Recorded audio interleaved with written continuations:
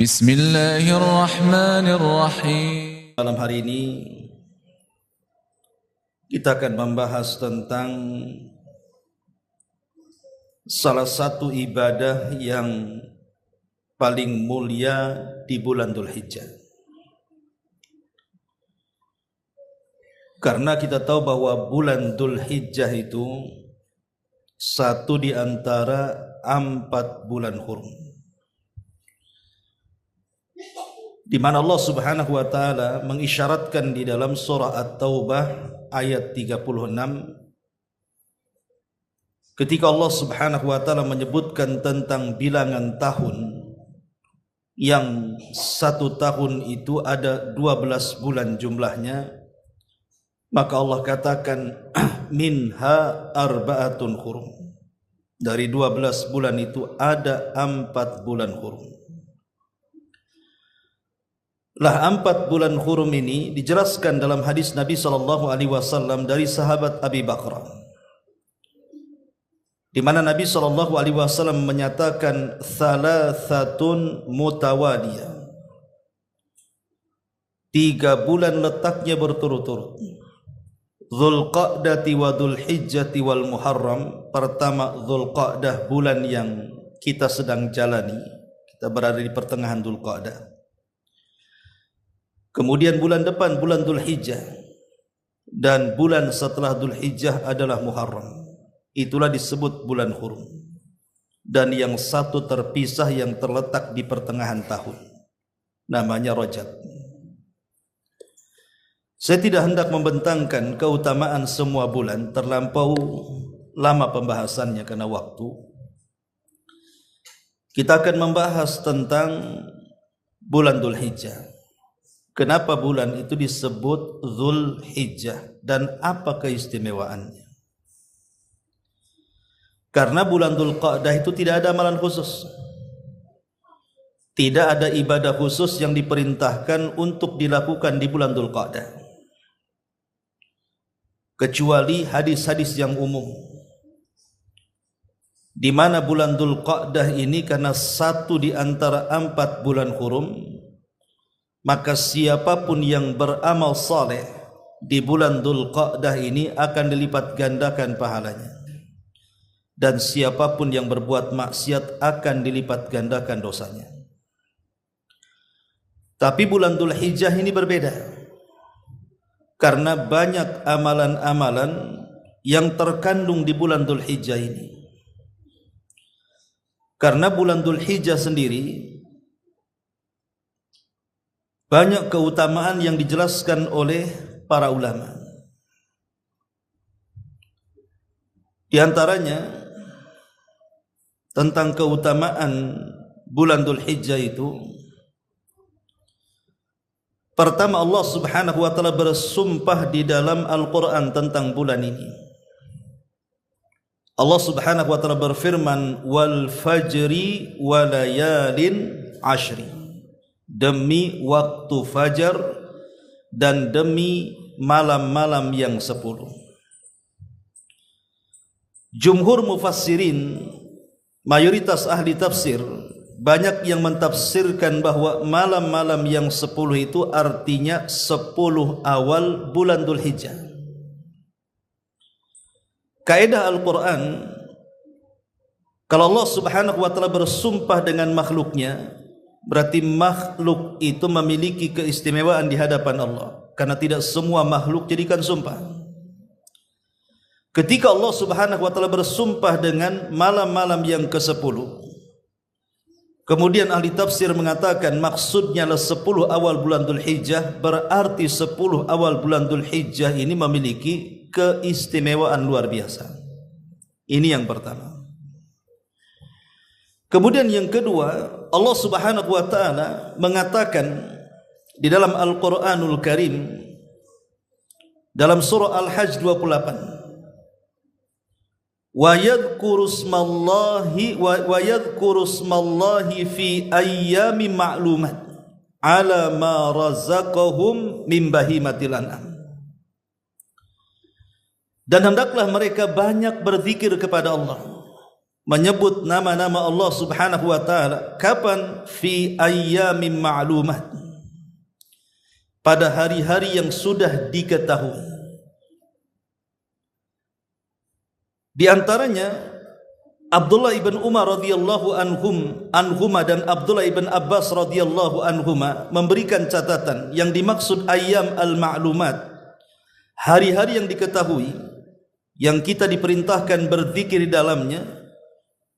Beliau mengatakan maksudnya adalah 10 awal bulan Dzulhijjah. Jadi 10 awal bulan Dzulhijjah, hari-hari di mana kita disuruh untuk banyak berzikir, berdasarkan surah Al-Hajj ayat ke-28. Kemudian yang ketiga, Nabi SAW bersabda dalam sebuah hadis bahwa hari-hari dalam satu tahun dari 12 bulan itu, ada hari-hari terbaik dalam satu tahun, dan hari-hari terbaik dalam satu tahun itu adalah 10 awal bulan Dzulhijjah. Itu berdasarkan hadis Nabi SAW yang dikeluarkan oleh Imam Bazzar. Nabi mengatakan, afdalu ayyamid dunya ayyamul ashr. Seutama-utama hari di dunia ini adalah 10 awal bulan Dzulhijjah. Seutama-utama hari di dunia adalah 10 awal bulan Dzulhijjah. Dan Nabi SAW juga mengatakan, ma min ayyamin afdalu indallahi min ayyami ashri dzulhijjati. Tidak ada hari-hari yang dianggap lebih afdal di sisi Allah Subhanahu wa taala melebihi 10 awal bulan Dzulhijjah. Dari sini kita tahu keutamaan bulan Dzulhijjah adalah di 10 awalnya itu adalah hari-hari terbaik di dunia. Kemudian yang keempat, di bulan Dzulhijjah ini ada yang disebut dengan hari Arafah. Bagi yang haji, Arafah adalah salah satu rukun daripada rukun-rukun haji. Rukun haji itu 4. Niat ihram, kemudian wukuf di Arafah, kemudian tawaf dan sa'i. Selebihnya adalah kewajiban-kewajiban haji. Lah di antara salah satu rukun dari 4 rukun haji adalah wukuf di Arafah. Dan wukuf di Arafah itu terjadi di bulan Dzulhijjah. Pada tanggal berapa? Pada tanggal 9. Bagi yang haji wukuf, bagi yang tidak haji berpuasa. Namanya puasa Arafah. Nabi SAW sampai menjelaskan tentang hari Arafah adalah hari di mana Allah paling banyak memerdekakan hamba-hambanya dari api neraka. Jadi Allah turun di hari Arafah kemudian mengampuni orang-orang yang sedang wukuf dan memerdekakan orang-orang yang wukuf itu dari api neraka. Ma'asyiral muslimin wal muslimat rahimani wa rahimakumullah. Kemudian yang kelima, di bulan Dzulhijjah ini ada Yaumun Nahar. Ada hari di mana kita diperintahkan oleh Allah Subhanahu wa taala untuk melakukan kurban. Dan itu tepat di tanggal 10 Dzulhijjah ditambah 3 hari-hari tasyrik, 11, 12 dan 13. Dan kurban sendiri adalah salah satu syiar-syiar Allah Subhanahu wa taala yang harus diagungkan dan menunjukkan ketakwaan seseorang. Allah Subhanahu wa taala berfirman, "Dzalika wa man yu'azzim sya'airallah fa innaha min taqwal qulub." Siapapun yang mengagungkan syiar-syiar Allah, maka itu bagian daripada ketakwaan hati manusia. Adapun di antara faedah kurban banyak. Pertama, menghidupkan sunnah Nabi Ibrahim. Yang kedua, mengajarkan kita untuk sabar. di dalam mengerjakan perintah Allah Subhanahu wa taala sebagaimana sabarnya Ibrahim dan juga Ismail. Kemudian yang ketiga, untuk membahagiakan orang-orang terdekat kita. Dengan daging-daging kurban itu kita bisa memberi makan keluarga, kerabat, tetangga dan orang-orang yang kita cintai. Dan yang keempat tentunya juga dia bentuk syukur kepada Allah Azza wa Jalla. Salah satu bentuk syukur, Allah telah menundukkan binatang kepada kita, maka bentuk syukurnya adalah dengan cara berkorban. Ini yang kelima. Kemudian yang keenam, tentang keutamaan bulan Dzulhijjah adalah satu-satunya bulan yang mengumpulkan rukun Islam itu hanya di bulan Dzulhijjah. Ramadan, walaupun bulan yang sangat istimewa, walaupun dia pemimpinnya bulan-bulan, tapi tidak bisa mengumpulkan rukun Islam. Mungkin di bulan Ramadan syahadat bisa, salat bisa, puasa bisa, zakat bisa, tapi haji tidak bisa. Karena haji itu hanya dilakukan di bulan Dzulhijjah. Tapi di bulan Dzulhijjah kita bisa syahadat, kita bisa salat, kita bisa puasa, kita bisa zakat, bahkan kita bisa haji. Sampai-sampai Al-Hafidh Ibnu Hajar Al-Asqalani rahimahullahu ta'ala mengatakan, walladhi yadhar anna sabab fi imtiyazi ashri dzilhijjati limakani ijtima'i ummahatil ibadati fihi wa hiya as-salatu was-siyam was-sadaqatu wal-hajju wa la yata'atta dzalika fi ghairihi.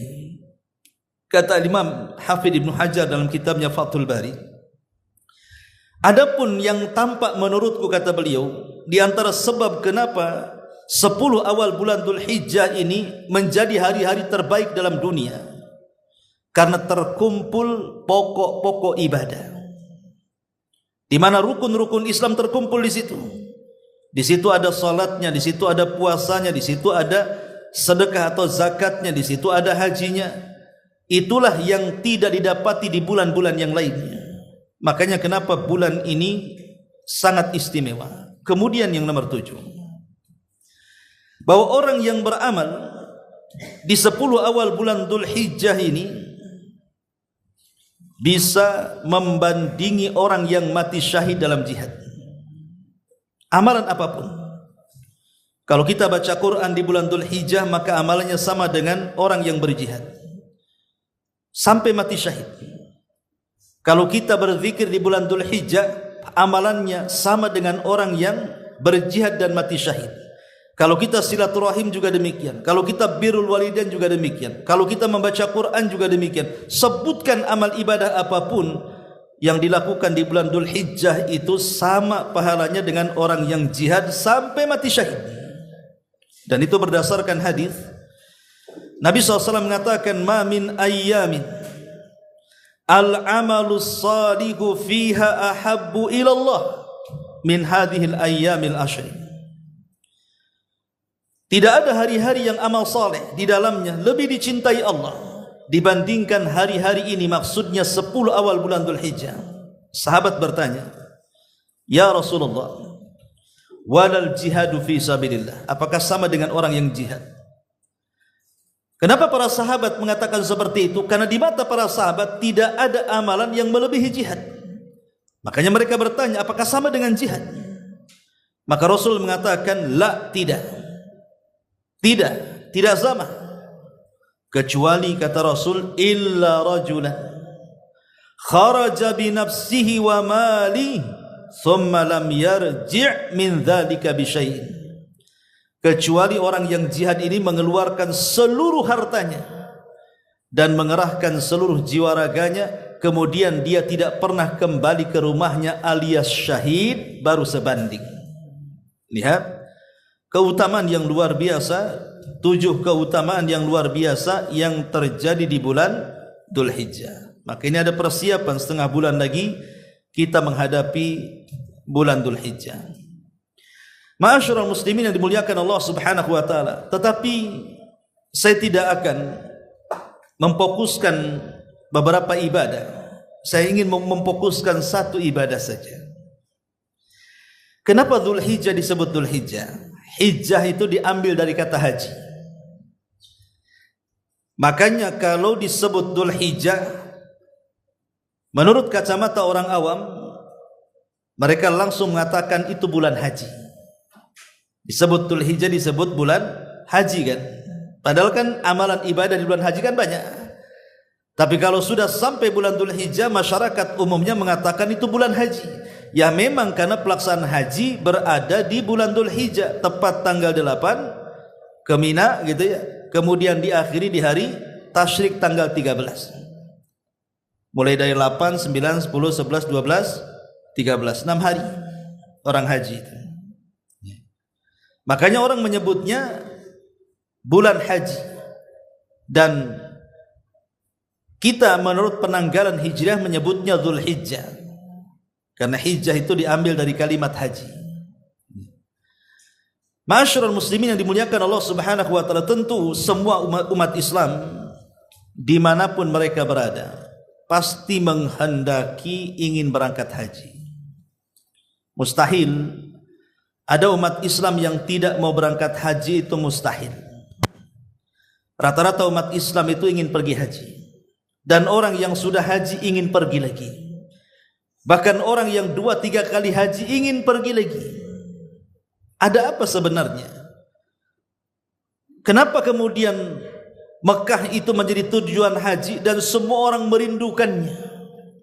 Terutama umat Islam merindukan ingin berangkat haji.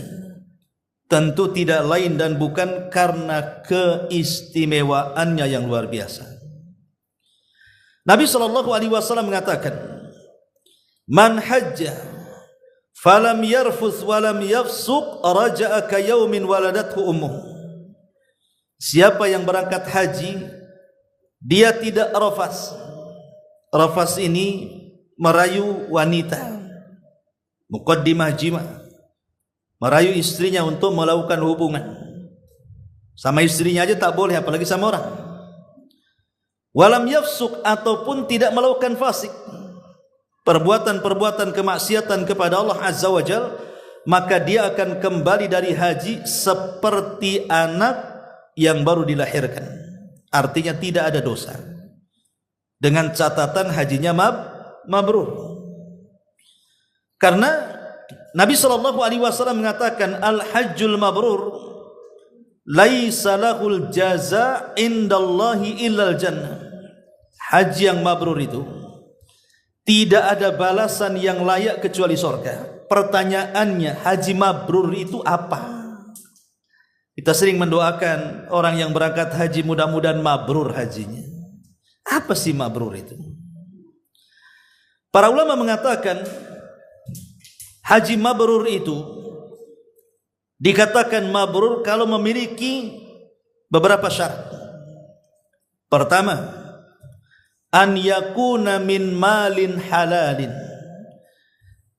Ongkos untuk berangkat haji dari harta yang halal, bukan hasil korupsi, bukan hasil nipu, bukan hasil nyopet, bukan hasil nyolong, bukan hasil menzalimi harta orang.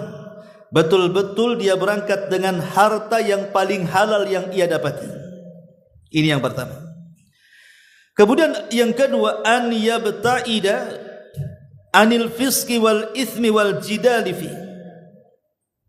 Dia harus menjauh dari perbuatan fasik, perbuatan dosa, dan berdebat saat haji. Jadi betul-betul berangkat hajinya lillahi ta'ala.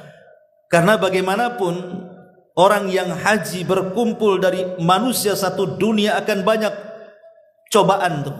Entah didorong, entah disenggol, entah kena sikut, entah kena injak, entah kemudian jatuh.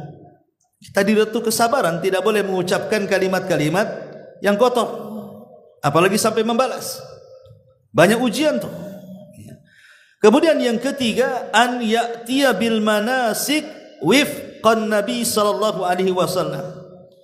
Ketika melaksanakan haji, betul-betul dia harus mencocoki manasik Nabi. Sebagaimana sabda Nabi sallallahu alaihi wasallam, "Khudhu anni manasikakum." ambillah manasik-manasik haji kalian dari aku. Jangan membuat manasik sendiri. Lempar jumroh bukan pakai batu, sandal dilempar, payung dilempar, kayu dilempar, nggak ada contohnya. Ya. Jadi harus sesuai dengan cara manasik yang diajarkan Nabi SAW. Yang keempat, alla yura'i bihajjihi, tidak dalam rangka riya saat hajinya. Betapa banyak orang-orang yang haji itu sebelum haji saja orang pengen tahu dia akan haji. Diadakan selamatan, mengundang orang, kemudian mau berangkat sudah selfie, sampai bandara Hang Nadim selfie lagi, sampai pesawat selfie lagi, turun di Jeddah sana selfie lagi. Pokoknya handphone itu dipenuhi foto dan video dia aja. Kemudian dia-upload, yang punya Facebook dia-upload di Facebook, yang punya TikTok masuk ke TikTok, yang punya YouTube dia-upload di YouTube. Apa maksudnya? Haji itu adalah ibadah di mana syarat diterima amal itu harus ikhlas dan ittiba'. Ini penting. Kemudian yang kelima, alla ya'qubuhu bimaksiatin aw itsmin. Tidak boleh seseorang ketika dia melaksanakan haji didahului dengan maksiat dan perbuatan dosa. Jadi kalau seandainya tahun depan kita mau haji, tahun sekarang sudah memperbaiki diri, sudah harus rajin sholat, rajin puasa, rajin sedekah, rajin baca Quran. Kenapa? Supaya ibadahnya berasa. Ibadah kalau dimulai maksiat tidak akan berasa kelezatannya. Orang habis maling sholat, atau habis berzina sholat, nggak akan berasa ibadahnya. Tetapi kalau dia merutinkan ibadah sebelum berangkat haji, sampai di sana akan merasakan kelezatannya. Karena ibadah itu mempengaruhi ibadah yang lain, sebagaimana maksiat itu mempengaruhi buruk kepada ibadah yang lain. Tidak akan dapat khusyuk. Ini di antara haji yang mabrur. Kemudian yang terakhir, ada pengaruh setelah dia haji. Mungkin sebelum haji dia jarang sholat, setelah haji rajin pula dia sholat. Sebelum haji suka nyopet, habis haji tobat dari copet, tobat dari korupsi, tobat dari segala maksiat, berusaha memperbaiki diri. Intinya setelah haji harus lebih baik daripada sebelum haji. Bagaimanapun caranya. Lah kalau syarat-syarat ini dipenuhi, itulah yang disabdakan Nabi SAW, al-hajjul mabrur laisa lahul jaza indallahi illal jannah. Haji yang baik itu tidak mungkin dapat balasan kecuali sorga, dengan syarat-syarat tadi. Sekarang kalau kita terapkan syarat-syarat ini kepada haji, boleh jadi tidak banyak yang mabrur kan? Kalau kita terapkan syarat yang 6 ini. Karena betapa banyak orang-orang yang habis haji masih juga dia main riba, masih juga main curang, mengurang-urang takaran, mengurang-urang timbangan jual dalam dagang, masih juga berdusta, menggibah, dan begitu seterusnya. Ini akan membatalkan level kemabruran dia. Ma'asyiral muslimin yang dimuliakan Allah Subhanahu wa taala, ada beberapa poin yang harus dipahami berkaitan dengan haji ini. Pertama, haji ini rukun daripada rukun-rukun Islam. Siapa yang haji berarti menyempurnakan rukun Islam. Yang kedua, haji ini tujuannya adalah untuk mentauhidkan Allah. Makanya panggilannya labbaik Allahumma labbaik. Aku penuhi panggilanmu ya Allah. Artinya haji ini datang ke Mekah itu dalam rangka untuk merealisasikan tauhid kita kepada Allah Azza wa Jalla. Ini yang kedua. Kemudian yang ketiga, barang siapa yang berangkat haji menuju Baitullah Al-Haram, maka dia berada dalam lindungan Allah Subhanahu wa taala. Rasul mengatakan, "Thalathatun fi dhamanillahi azza wa jalla." Ada 3 kelompok yang akan mendapatkan lindungan Allah. Arajulun kharaja ila masjidin min masajidillah wa rajulun kharaja ghaziyan fi sabilillah wa rajulun kharaja hajjan. Pertama orang yang berangkat ke masjid, yang kedua orang yang berangkat jihad, dan yang ketiga orang yang berangkat haji. Ini 3 kelompok akan dapat naungan perlindungan Allah Subhanahu wa taala. Kemudian yang keempat, haji itu seafdal-afdalnya amal. Dalam hadis seorang laki-laki bertanya kepada Rasul tentang amalan yang paling afdal. Maka Rasul mengatakan, pertama iman kepada Allah. Sahabat ini bertanya lagi, kemudian apa lagi wahai Rasul? Kata Nabi SAW, jihad di jalan Allah. Sahabat ini bertanya lagi, apa lagi wahai Rasul? Hajjun mabrur. Kau haji dan jadilah orang mabrur. Ini menunjukkan bahwa haji seafdal-afdal amal. Kemudian yang kelima, haji yang mabrur itu bisa melebihkan dari seluruh amal. Sebagaimana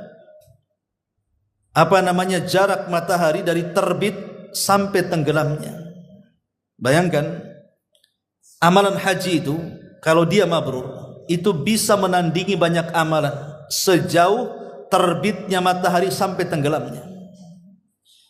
Dan itu dijelaskan dalam hadis ketika Nabi SAW ditanya tentang seafdal-afdal amal. Maka Rasul mengatakan iman kepada Allah, kemudian jihad, kemudian haji yang baik. Kemudian Rasul mengatakan summa hajjatun mabruratun tafdulu sa'iral a'mal kama baina matla'is syamsi ila maghribiha. Kemudian haji yang mabrur yang baik itu bisa menandingi semua amal. Jaraknya bagaikan dari terbit matahari sampai tenggelamnya. Kemudian juga yang nomor 6, haji yang mabrur itu balasannya tidak ada yang cocok kecuali surga. Karena haji itu mengumpulkan banyak ibadah. Kalau sholat hanya ibadah badan saja, puasa hanya ibadah badan saja, zakat hanya ibadah harta saja. Tapi haji harta dan badan dikumpulkan. Makanya tidak layak balasannya kecuali surga. Kemudian yang nomor 7, haji ini bisa menghilangkan kefakiran. Kadang ada orang yang sudah dianugerahkan banyak harta tidak mau haji. Alasannya apa? Takut miskin. Ini haji sekarang mahal, apalagi kalau yang nunggu sampai 20-30 tahun. Kemudian yang furoda mau sekian ratus juta, yang plus sekian ratus juta, sementara uang saya pas-pasan. Nanti kalau haji macam mana nanti uangnya hilang. Banyak orang yang ragu-ragu berangkat haji ketika melihat nominalnya.